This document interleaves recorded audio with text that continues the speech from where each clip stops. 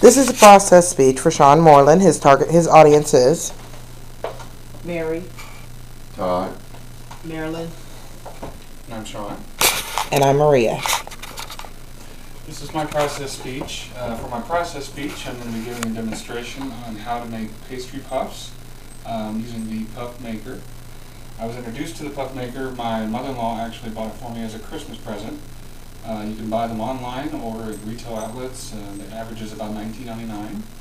And the kit includes the puff maker pan itself. It comes with an injector that you can take fillings and actually inject into the puffs. Comes with these sticks that you actually use to flip the puffs. And the premise behind it is you can basically make all different kinds. You can make breakfast puffs, dinner puffs, lunch puffs.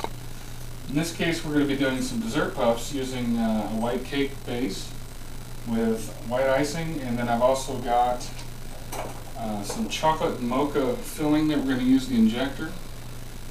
To start off, you basically want to get all your ingredients together. We've got our cake mix, we've got eggs, we've got oil, a little bit of Crisco for the puff maker itself so that it doesn't stick.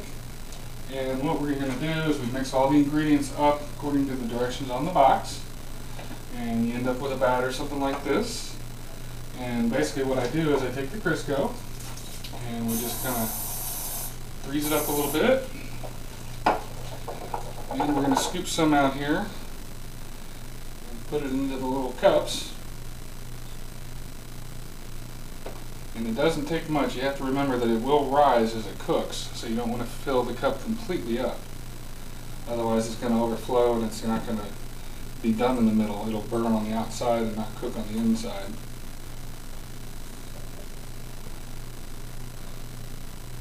And this kit does come with a recipe book with lots of different recipes. You can actually come up with your own as well. Some examples: you can use eggs and put ham or maybe onion and green peppers in it and maybe do an omelet puff. Or you could do like a lunch puff using ham and cheese with maybe some Bisquick or even like a biscuit dough. I've made different kinds of breakfast puffs using pancake mix along with sausage. You can put sausage in the middle, it's kind of like a McGriddle, and then you can dip them in maple syrup. But in this case, we're going to do the cake. I've already got a couple here that I've already made. These are just basically the white cake. I haven't put anything in them yet. And what we're going to do is I've got some mocha filling here that I'm going to put into this injector that came with it. And it's basically like a giant syringe. I'm just going to put some in this little injector.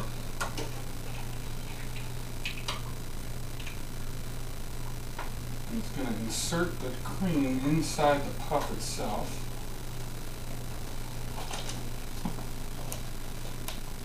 And just place it inside, preferably from the side itself, so you don't do the top or the bottom.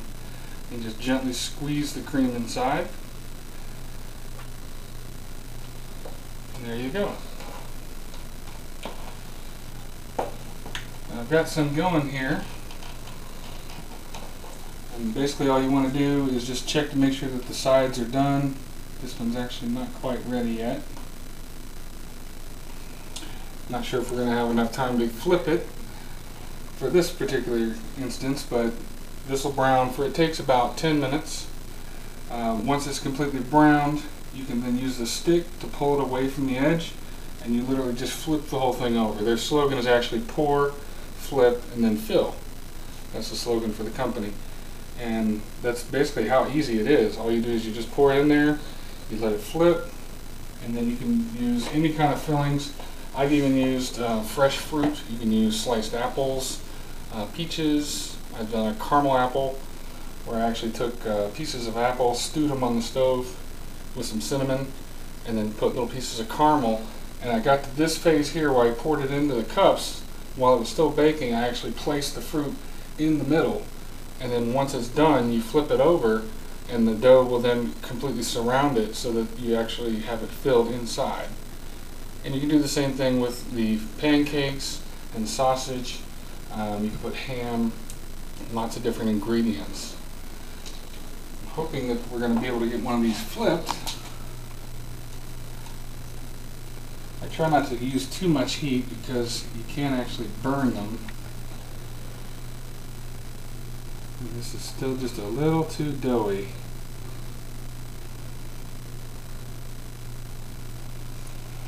Well, what we'll do then is we'll go ahead and fill a couple of these up. And then we'll have some taste testers over here try it out and see what they think. And just for a little difference, I'm going to take some white icing and spread it on a couple of them. Almost like a traditional cake.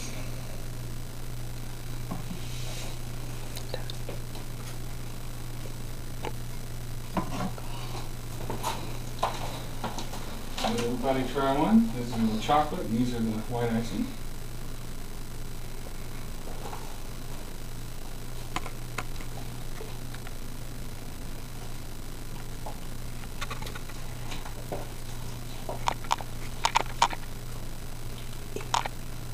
And that's it. Thank you very much.